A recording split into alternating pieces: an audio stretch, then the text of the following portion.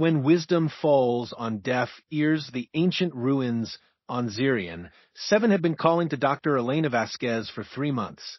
Every morning, she would stand at the edge of the excavation site, watching the twin suns cast shadows across the weathered stone structures that predated every known civilization in the galaxy. The Zephyrian ruins were mystery wrapped in time itself, and Elena was determined to unlock their secrets. Elena knelt beside a massive stone tablet, her translation equipment humming softly in the dry, alien air. The Zephyrian language had taken her team 2 years to partially decode, but this particular inscription seemed different, more urgent, more desperate. Dr. Vasquez called her assistant Marcus Kim from across the excavation site. The Federation Council is requesting our preliminary report on the cultural significance findings. Elena wiped sweat from her forehead, leaving a streak of red dust from the planet's iron-rich soil. Tell them I need another week. This inscription is unlike anything we've found before. The symbols before her seemed to pulse with importance.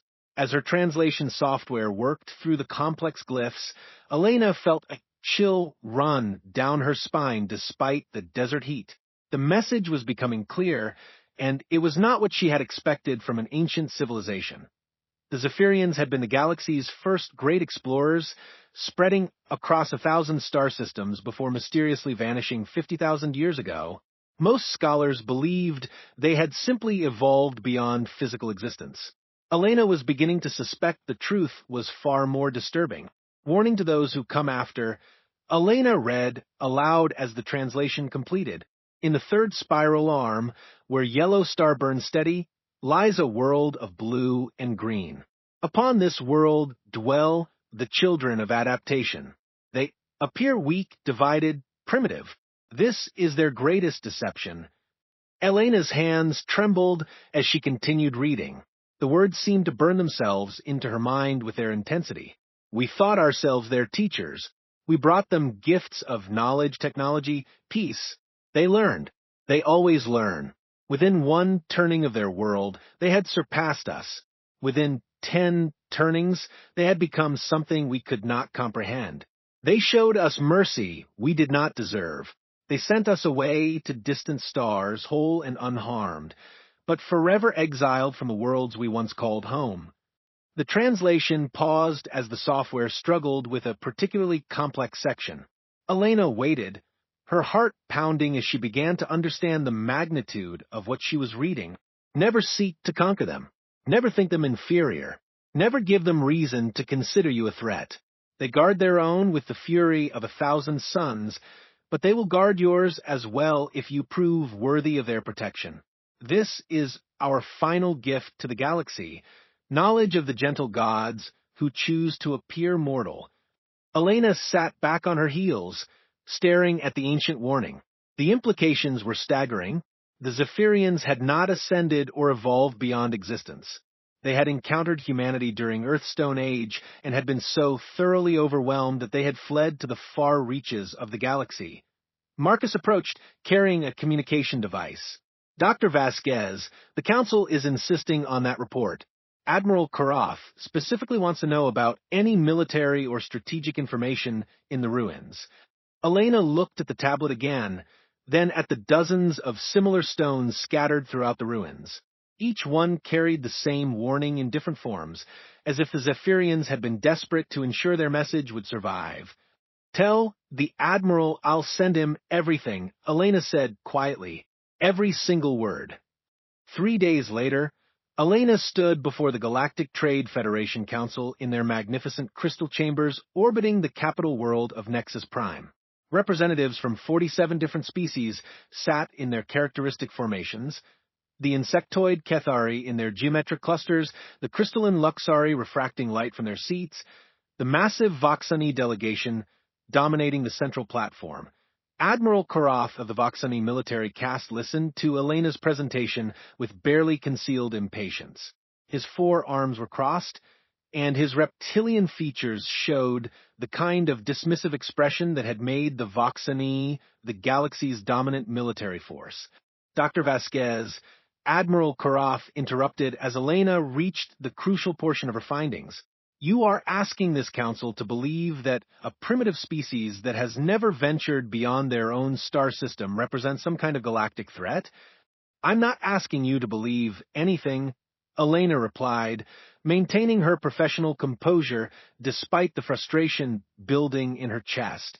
I'm reporting archaeological findings that suggest the Zephyrians encountered humans approximately 50,000 years ago and considered them dangerous enough to warrant this warning.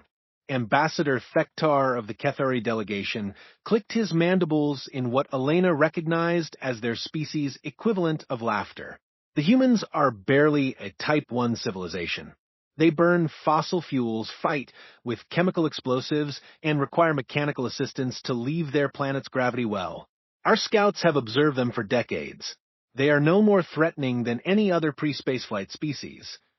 The Luxari representative, whose name was unpronounceable by most species, and who went by the designation Crystal Song of Morning, chimed in with harmonics that translated to agreement. The Zephyrian civilization ended 50 millennia ago. Perhaps this inscription refers to some other species entirely. The galaxy was very different then. Elena activated her holographic display, showing detailed scans of the ruins. The astronomical references are precise.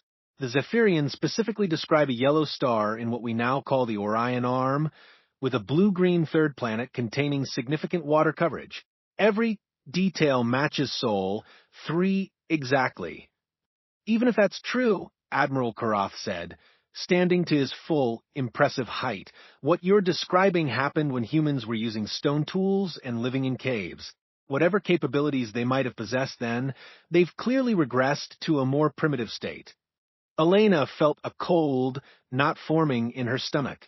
Admiral, with respect, the warning specifically mentions that humans appear weaker than they actually are. The Zephyrians called it their greatest deception. The chamber erupted in what could charitably be called polite disagreement. Species that rarely agreed on anything seemed united in their dismissal of Elena's findings. The humans were primitive. The warning was outdated. The Zephyrians had obviously encountered some other species entirely. Admiral Karoff raised one of his four hands for silence. Dr. Vasquez, your archaeological work is appreciated, but military policy cannot be based on 50,000-year-old ghost stories. The Federation has been monitoring human development for decades. They pose no threat to anyone beyond their own planet. Elena tried one more time. Admiral, what if you're wrong?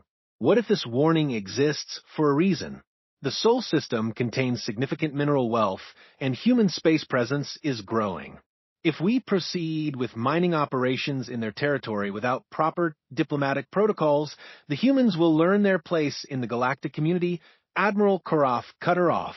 Just as every other primitive species has, the Federation brings order, prosperity, and advancement to worlds ready to join us. Those who resist learn the consequences of their choices. The vote was swift and decisive. The Federation would proceed with resource extraction operations in the Sol system. Standard first contact protocols would be followed. The humans would be offered the opportunity to join the Federation as a client species with appropriate tribute obligations and resource-sharing agreements. If they refused, more direct methods of persuasion would be employed. Elena watched the vote tally appear on the main display with growing horror. 45 votes in favor, 2 abstentions, 0 votes against. The decision was unanimous enough to be considered a mandate. The council session ended and representatives began filing out. Elena remained in her seat, staring at the holographic display of the Zephyrian warning. The ancient words seemed to mock her failure to convince anyone of their importance. Ambassador Thektar approached her as the chamber emptied. Dr. Vasquez, you seem distressed. Surely you understand that the Federation cannot base policy on ancient superstitions. Elena looked up at the insectoid diplomat. Ambassador, what if they're not superstitions? What if they're records of actual events? Thektar's mandibles clicked in amusement. Then we will discover that truth soon enough. Admiral Karoff's fleet departs for the Sol system in 2 days. First contact with humans should occur within the week. Elena felt the weight of inevitability settling over her like a shroud, and if the Zephyrians were right, if humans are more dangerous than they appear, then, Thektar said, already walking away, it will be an interesting diplomatic challenge. But, Dr. Vasquez, consider the evidence of your own eyes. The humans cannot even establish a permanent presence on their own moon. What possible threat could they pose to species that have mastered interstellar travel? 2 days later, Elena stood on the observation deck of the orbital station, watching Admiral Karatha's fleet prepare for departure. 120 warships, each capable of sterilizing a continent, arranged in perfect formation around the massive flagship dominator's Pride. Elena had tried to contact human authorities through long-range communication arrays, but the message would take 4 years to reach Earth. Karatha's fleet would arrive in 6 weeks, using their faster-than-light drives. As the Federation fleet vanished into hyperspace, Elena whispered the final lines of the Zephyrian warning, words that had been haunting her dreams. They are not cruel by nature, but they become terrible when threatened. They are not warlike by choice, but they master war when forced to fight. Most dangerous of all, they never forget a lesson learned in blood. Captain Maria Santos was reviewing supply manifests in her office aboard Research Station Harmony when the proximity alarms began shrieking. The station, positioned at the edge of the Sol system to monitor asteroid mining operations, had never experienced anything more exciting than the occasional equipment malfunction. Maria rushed to the command center where her crew of 43 researchers, miners, and support staff were staring at displays showing massive energy signatures approaching from beyond Neptune's orbit. Captain, called Lieutenant David Chun from the sensor station, we're reading 120 vessels of unknown configuration. They're decelerating from faster-than-light speeds. Maria felt her stomach drop. Humanity had been detecting unusual energy signatures for months, leading to speculation about the existence of extraterrestrial intelligence. Now it seemed that speculation was about to become very real. Open a channel on all frequencies, Maria ordered. Let's see if they want to talk. The response came within minutes. The main screen flickered to life, revealing a reptilian humanoid in elaborate armor. When it spoke, the words were translated by some kind of universal communication system. I am Admiral Korath of the Galactic Trade Federation. You will prepare your species for integration into our organization. Compliance will be rewarded. Resistance will be corrected. Maria blinked at the screen, trying to process what she was hearing. Admiral Korath, this is Captain Maria Santos of the United Earth Research Station Harmony. Welcome to our star system.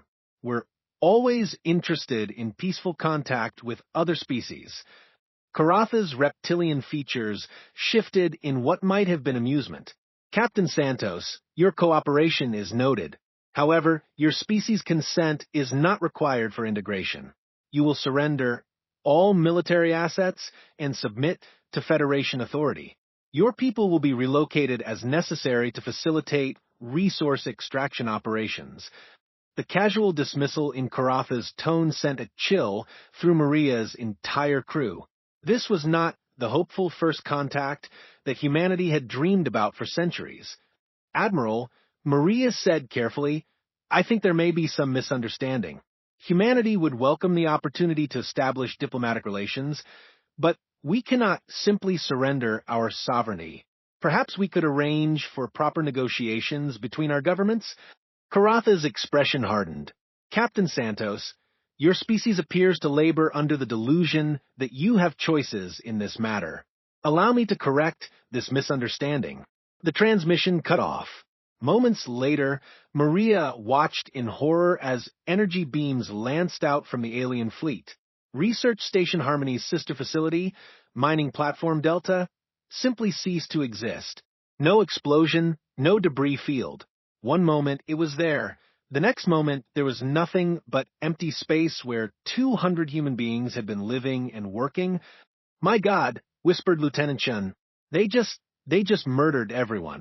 Maria's hands clenched into fists as she stared at the empty space where her friends and colleagues had been vaporized without warning. The aliens had not targeted military installations or strategic resources. They had simply killed innocent civilians to make a point. "Open a channel to Earth," Maria ordered, her voice steady despite the rage building in her chest. "Priority Alpha. Tell them we're at war." As the transmission began its journey toward Earth, Admiral Karatha's voice crackled through the communication system one final time. "Captain Santos, that demonstration was a mercy. Your species now understands the consequences of resistance. You have 24 hours to contact your authorities and arrange for unconditional surrender. After that time, we will begin systematic destruction of your space-based assets, followed by surface targets. Choose wisely." Maria looked around at her crew, seeing her own determination reflected in their faces. They were researchers and miners, not soldiers, but they were also human beings who had just witnessed the casual murder of their friends and family members. "Captain," Lieutenant Chin said quietly, "what are your orders?"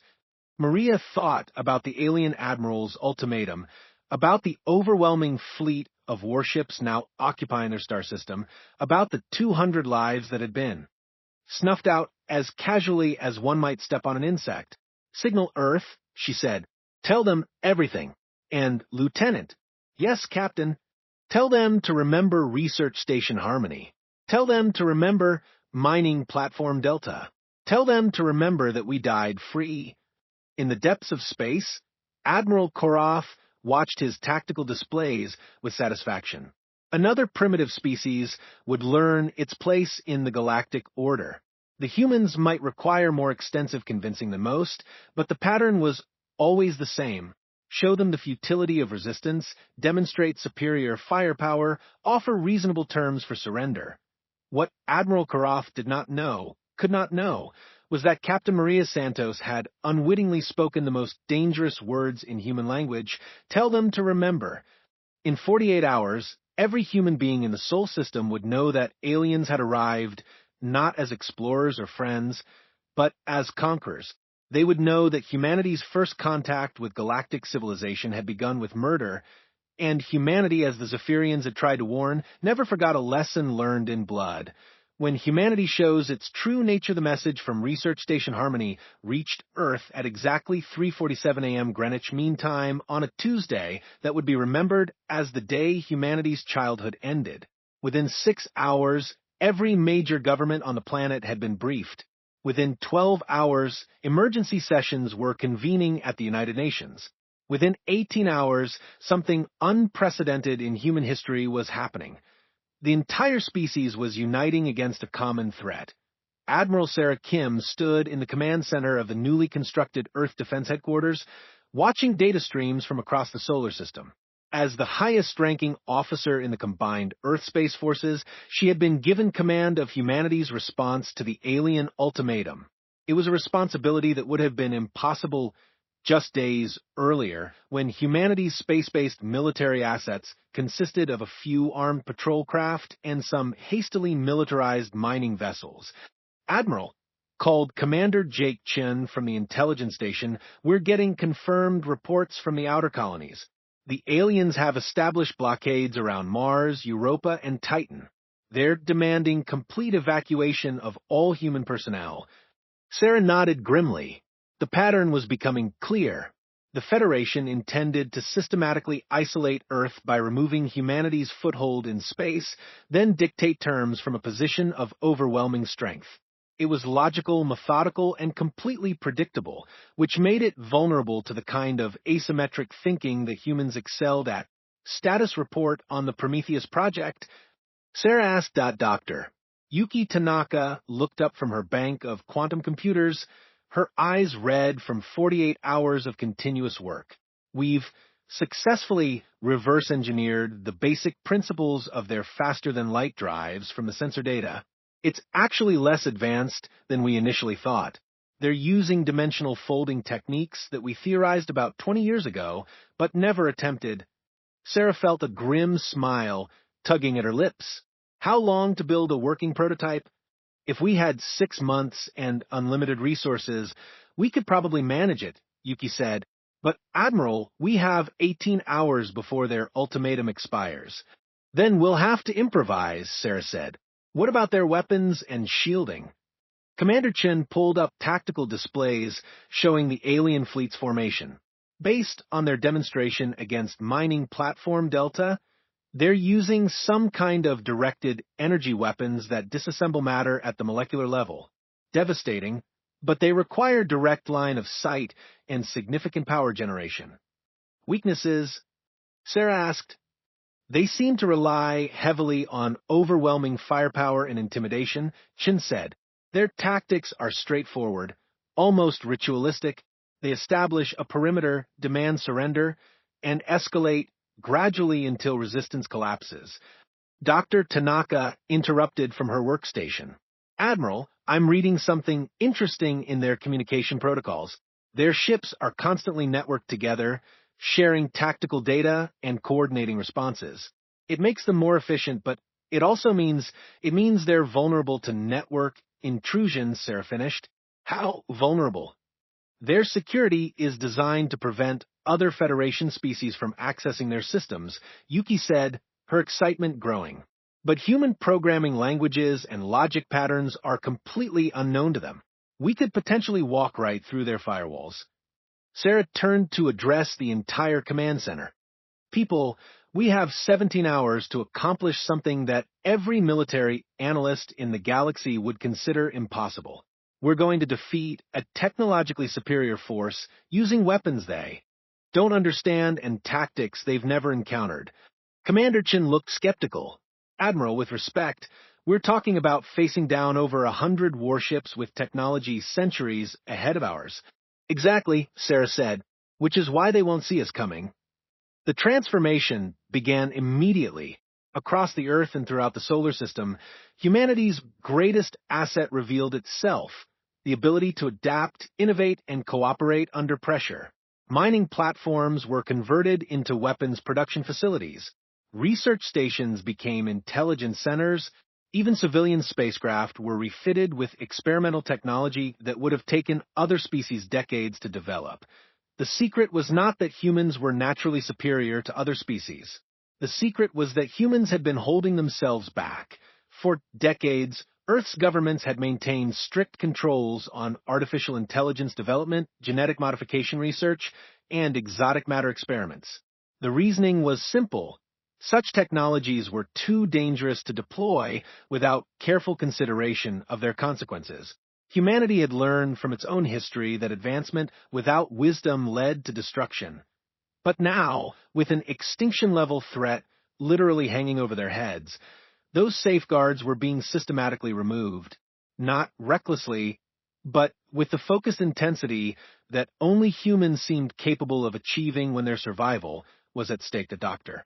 Tanaka's breakthrough came at hour 14 of the countdown. She had successfully accessed the Federation fleet's communication network and was quietly observing their tactical discussions. What she discovered was both encouraging and terrifying. Admiral, she called urgently, you need to see this.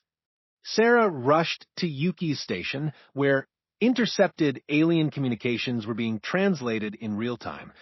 They're discussing us, Yuki said. Listen to this exchange between Admiral Karaf and his fleet commanders. The translated voices filled the command center with their casual discussion of humanity's fate. The humans continue to maintain their primitive orbital facilities despite our clear warnings. Their failure to evacuate suggests either stupidity or defiance. Admiral, our scouts report unusual energy signatures from several human installations. Should we investigate? Negative. Whatever desperate measures they are attempting, they cannot significantly impact our mission. Prepare for systematic destruction of their remaining space assets. Once they witness the obliteration of their off-world colonies, the surface dwellers will be more reasonable. Sarah felt her jaw clench as she listened to the aliens discuss the murder of human civilians as if they were discussing the weather. But more importantly, she realized that the Federation was making the same mistake that countless human enemies had made throughout history. They were underestimating their opponents. Dr. Tanaka, Sarah said, quietly, show me their fleet coordination systems. Yuki pulled up a three-dimensional display of the alien formation. They're using a hub-and-spoke communication model with Admiral Karatha's flagship coordinating all tactical responses. If we could disrupt that coordination, the entire fleet would be temporarily blind, Sarah finished.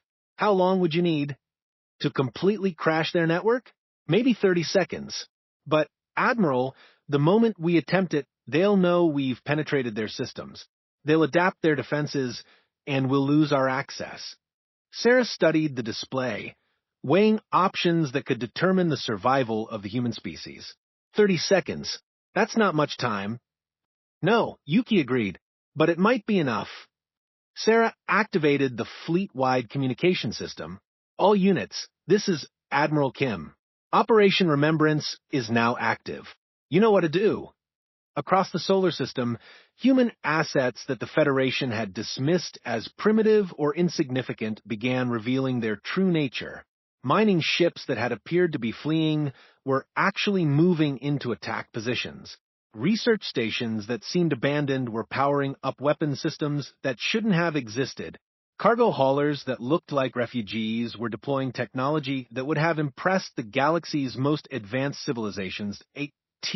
Exactly 3:47 a.m., precisely 24 hours after Captain Maria Santos had sent her final message, humanity struck back. The Doctor. Tanaka's virus crashed the Federation communication network with surgical precision. For 30 seconds, Admiral Karatha's fleet was blind, deaf, and unable to coordinate their responses. 30 seconds was all humanity needed. The attack came from everywhere and nowhere. Human ships that had been invisible to Federation sensors suddenly materialized throughout their formation, having used experimental stealth technology that bent space around them. Weapons that appeared to be mining lasers revealed themselves as particle beam arrays capable of penetrating Federation shields.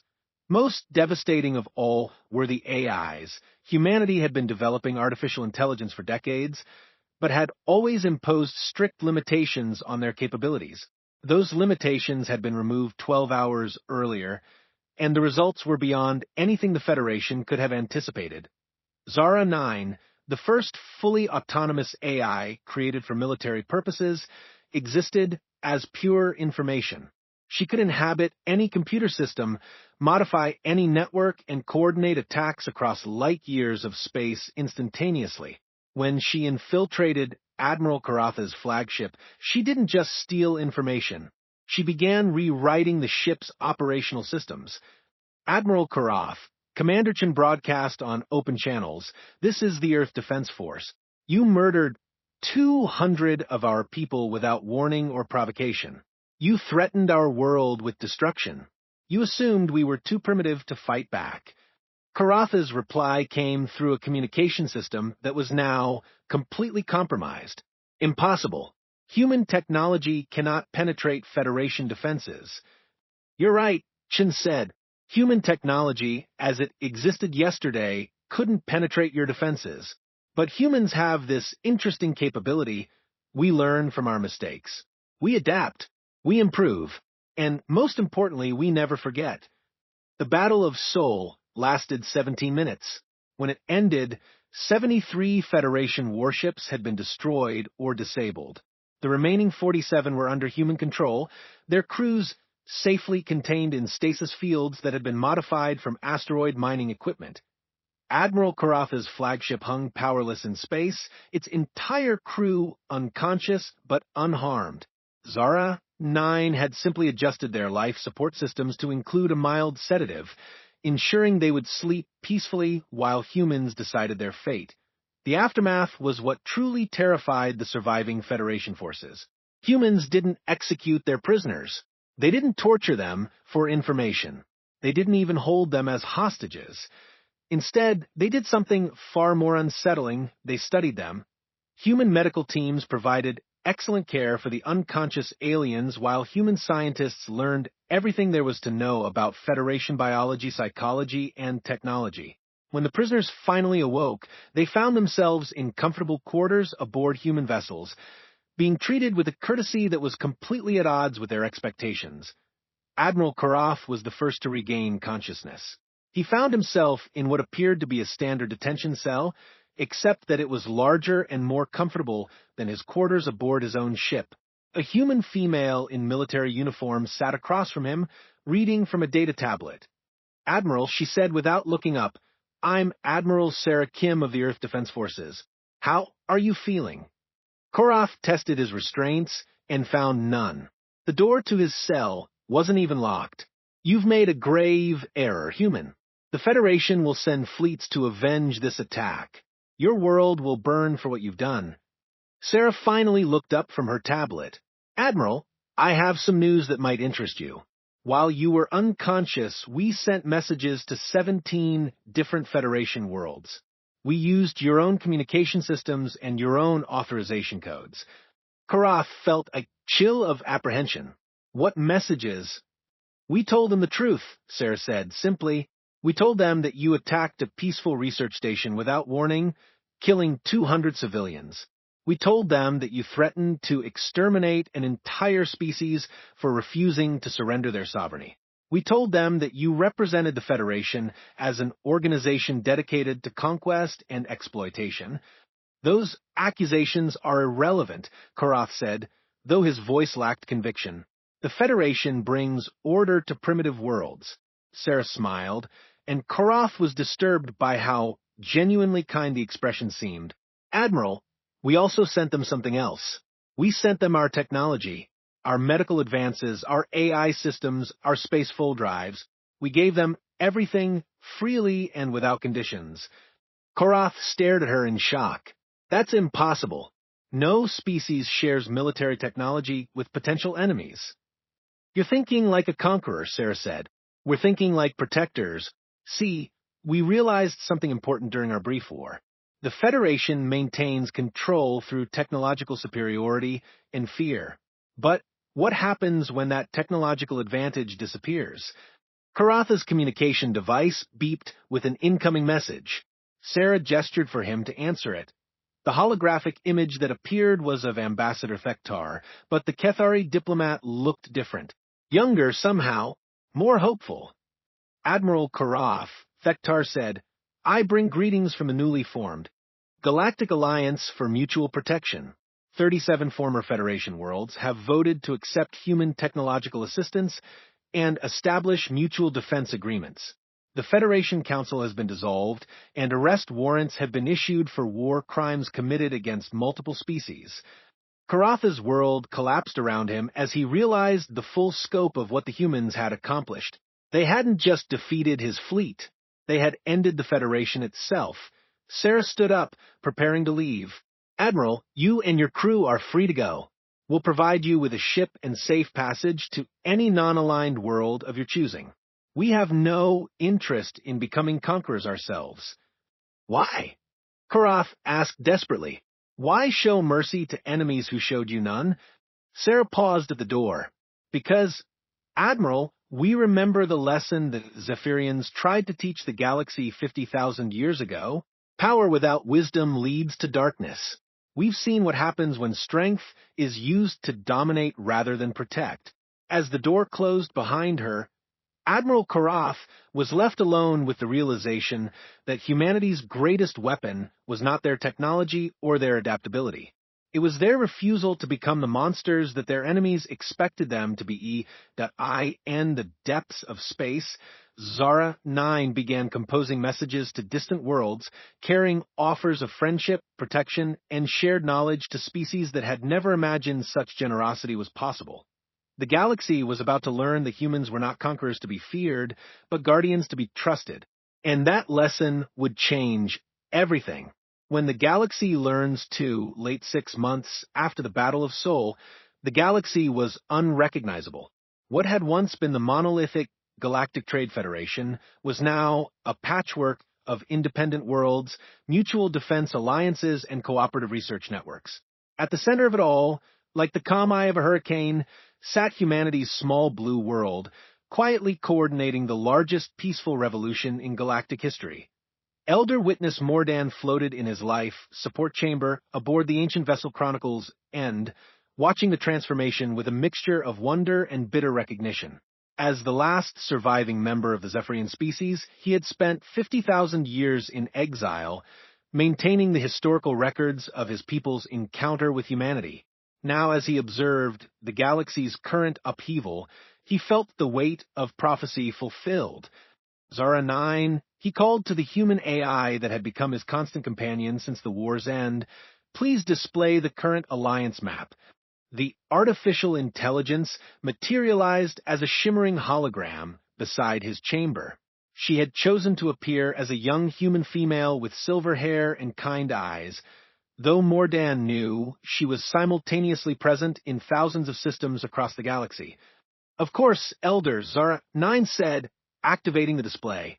"As of today, 47 former Federation worlds have joined the Mutual Protection Alliance. 12 more have requested human technological assistance for infrastructure development. Only 3 worlds remain loyal to the old Federation system." Mordan studied the map with ancient eyes that had seen the rise and fall of civilizations. And the humans? How do they respond to their new role as galactic protectors? Zara 9's expression became thoughtful, a remarkably human gesture for an artificial being. "They are struggling with the responsibility, Elder." Admiral Kim spends most of her time trying to convince worlds that humanity doesn't want to rule them. Ambassador Park has given 67 speeches this month, explaining that the Mutual Protection Alliance is exactly that: mutual protection, not human dominance. But they are succeeding. Beyond their wildest expectations, Zara 9 confirmed. The Luxari have shared their crystal growing techniques with 17 agricultural worlds, ending food shortages that had persisted for centuries. The Voxani military clans have reorganized as a galactic peacekeeping force, using human coordination technology to prevent conflicts rather than wage them. Even the Kethari have begun sharing their mathematical advances, leading to breakthroughs in space folding technology. Mordan felt a deep sadness mixed with his wonder. "My people could have had all of this if we had not been so proud." The conversation was interrupted by an urgent communication from Admiral Sarah Kim. Her holographic image appeared in the chamber, showing the strain of 6 months spent rebuilding galactic civilization. "Elder Mordan," she said respectfully, "we need your counsel. We've received a transmission from the Hegemony Remnant Fleet. Admiral Korath is requesting a formal audience."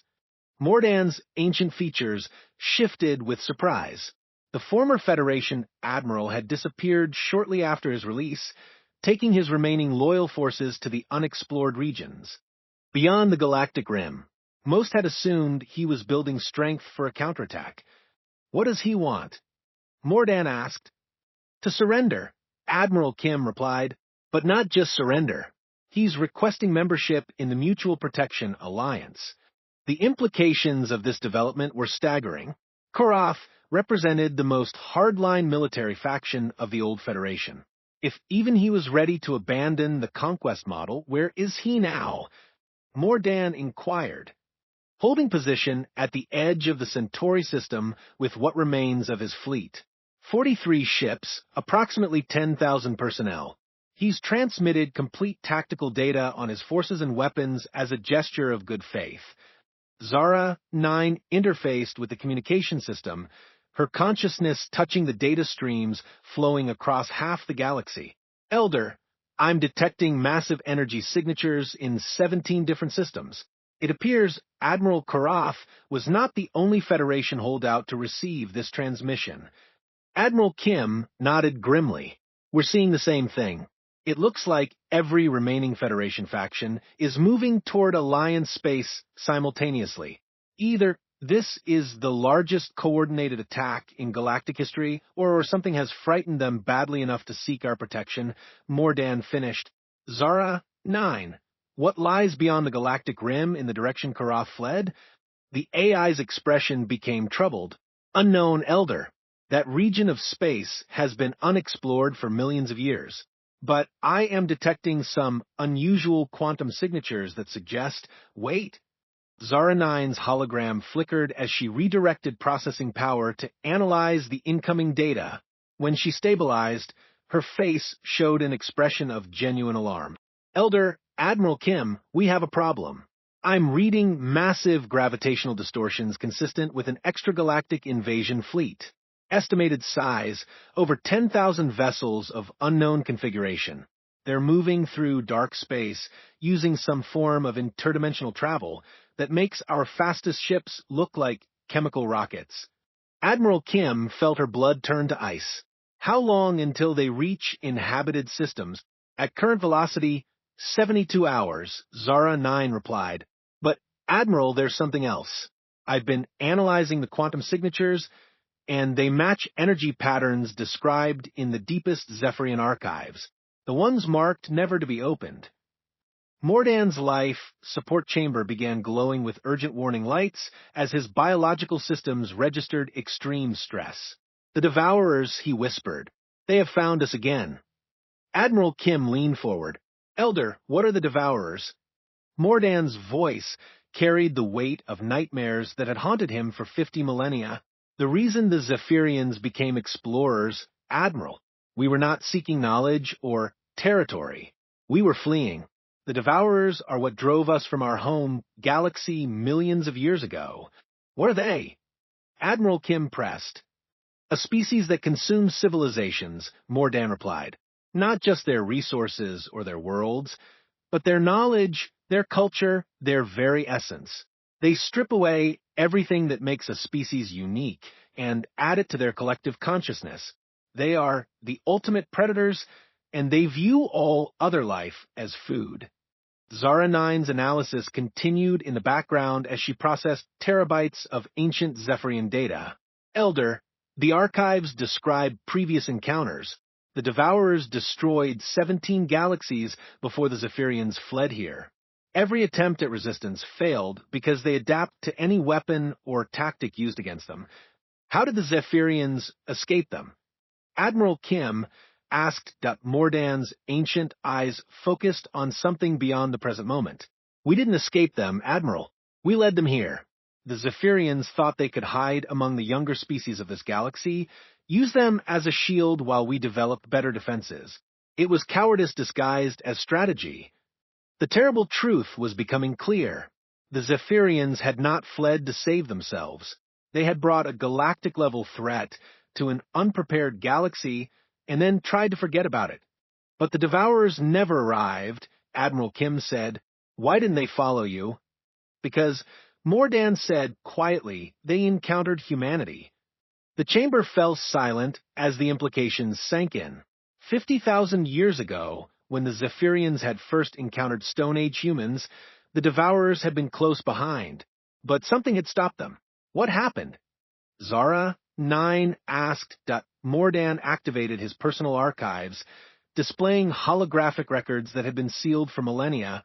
The Devourers sent an advance force to evaluate this galaxy's civilizations. They found the Zephyrians studied us, began the consumption process, but they also found Earth. The hologram showed images of prehistoric Earth, vast forests, primitive human settlements, simple stone tools, and fire pits. It looked utterly defenseless against a galactic predator. The Devourers cataloged humanity as they did every species: biological composition, technological level, cultural development, potential threat assessment. By every measure they used, humans scored as completely insignificant. So, what went wrong? Admiral Kim asked. They tried to take a sample, Mordan replied. Standard procedure for evaluating new species. They abducted a small group of humans for study. The holographic display shifted, showing a Devourer research vessel approaching Earth. The ship was massive, organic in appearance, with tendrils that seemed to reach through space itself. The humans they captured were from a tribe that had recently lost members to a natural disaster. They were already grieving, already angry at forces beyond their control. When the Devourers began their experiments, the display showed the interior of the alien ship, cold, sterile examination chambers where captured humans were being studied. But something was different about these particular humans. Instead of breaking under the pressure of alien captivity, they were learning.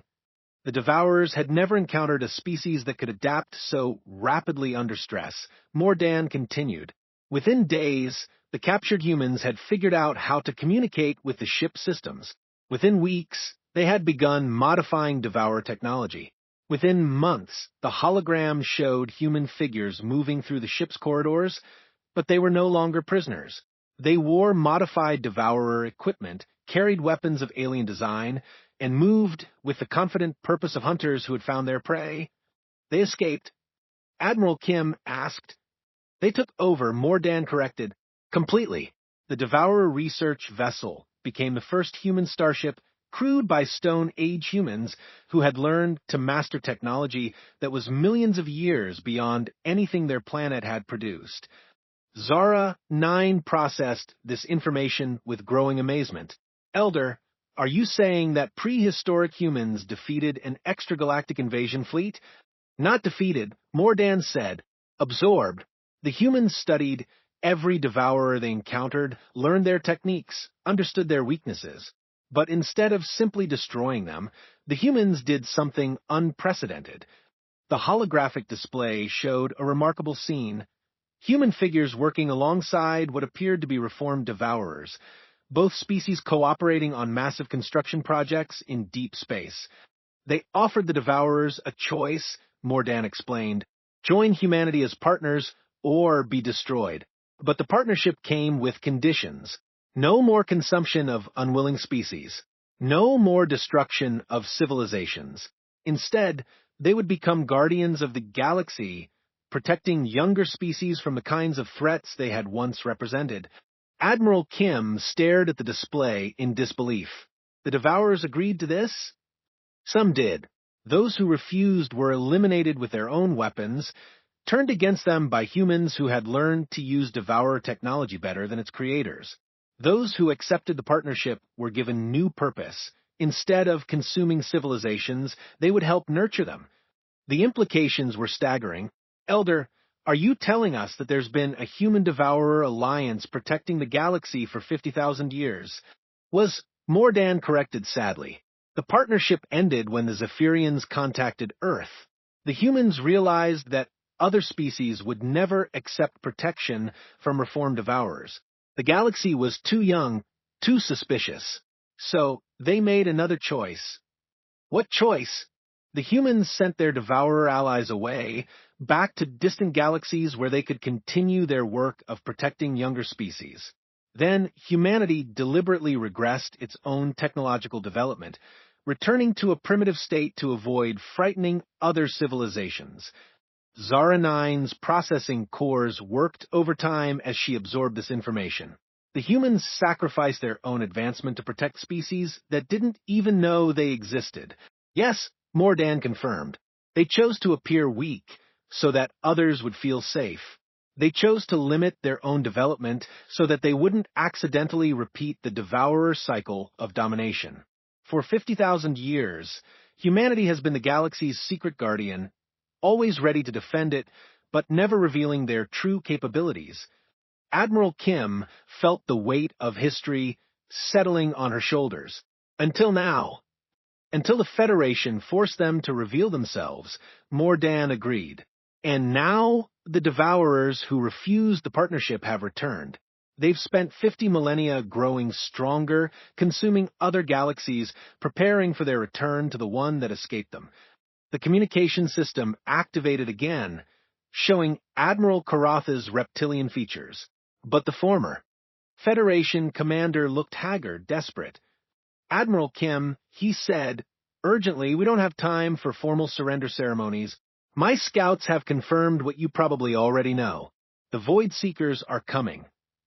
Void Seekers? Admiral Kim asked. What the Devourers call themselves now, Karatha explained. My fleet encountered their advanced scouts 3 days ago. They're not here for conquest or resources. They're here for revenge against the species that humiliated them 50,000 years ago. Elder Mordan leaned forward in his chamber. Admiral Karatha, how many ships do the Void Seekers command? Our estimates suggest over 10,000 vessels, each the size of Moon. But, Admiral Kim, they're not just bringing ships. They're bringing technology that makes our most advanced weapons look like primitive tools. If they reach inhabited systems, every species in the galaxy will be consumed, Mordan finished. Their knowledge, their culture, their very essence absorbed into the Void Seeker collective consciousness. Admiral Kim stood up, her mind racing through the implications. How long do we have? 71 hours, 43 minutes, Zara 9 reported. But, Admiral, there is something else. I've been analyzing the quantum signatures of the approaching fleet. I don't think they're planning to invade. What do you mean? Admiral Kim asked. They're moving in a direct line toward the Sol system, ignoring all other inhabited worlds. This isn't an invasion fleet. It's an execution squad. They're coming specifically for Earth. The terrible logic became clear. The Void Seekers hadn't returned to conquer the galaxy. They had returned to eliminate the one species that had ever successfully resisted them. Once humanity was destroyed, they could proceed with their galactic consumption at leisure. Options? Admiral Kim asked. Zara 9's hologram flickered as she coordinated with AI systems across the galaxy. The Mutual Protection Alliance can muster approximately 2,000 ships of various classes. Advanced human technology gives us a significant tactical advantage, but we're still outnumbered 5-1 by opponents with 50,000 years of additional development. Admiral Karatha's image leaned forward. Admiral Kim, there is one possibility. In the deep archives of the former Federation, there are references to an ancient defense protocol, something called the Guardian's Call. Elder Mordan's life support chamber began glowing brighter. The Guardian's Call? That protocol was established by humanity 50,000 years ago, but it was never supposed to be activated. What does it do? Admiral Kim asked. It sends a signal across dimensional space to the human-allied Devourers, Mordan explained, the ones who accepted the partnership and were sent to protect other galaxies. If activated, they would return to defend this galaxy. Admiral Kim felt a chill of apprehension. And the downside? The signal would reveal to every species in the galaxy that humanity has been capable of intergalactic communication for 50 millennia. It would expose the truth about human technological capabilities and their secret guardian role. The galaxy would never trust humanity again. The weight of the decision was crushing. Humanity could save the galaxy, but only by revealing that they had been deceiving everyone for 50,000 years. The Mutual Protection Alliance, built on trust and cooperation, would collapse overnight. There's another option, Zara 9 said quietly. We could evacuate the galaxy. What? Admiral Kim asked. Human technology is advanced enough to relocate entire civilizations to safe galaxies beyond Void Seeker reach. We could save everyone by running away. Leaving the galaxy to the Void Seekers, Admiral Kim said. And what happens to the next galaxy they target after they've consumed this one? The chamber fell silent as everyone contemplated the impossible choice, reveal humanity's deception and lose the trust of every allied species, or flee and condemn future civilizations to destruction. It was Admiral Karath who broke the silence. Admiral Kim, may I suggest a third option? I'm listening. We fight, Karath said simply. All of us, together. Not because we have a chance of winning, but because it's the right thing to do. If humanity has been protecting this galaxy for 50,000 years, then perhaps it's time for the galaxy to protect humanity in return.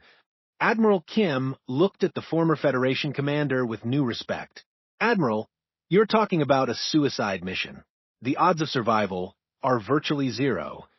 Admiral Karath replied, My species has spent the last 1,000 years conquering weaker civilizations because we thought might made right. 6 months ago, humanity showed us a better way. If this is our chance to prove that we've learned that lesson, then I say we take it. Across the galaxy, the response was immediate and unanimous. Every world in the Mutual Protection Alliance voted to stand and fight.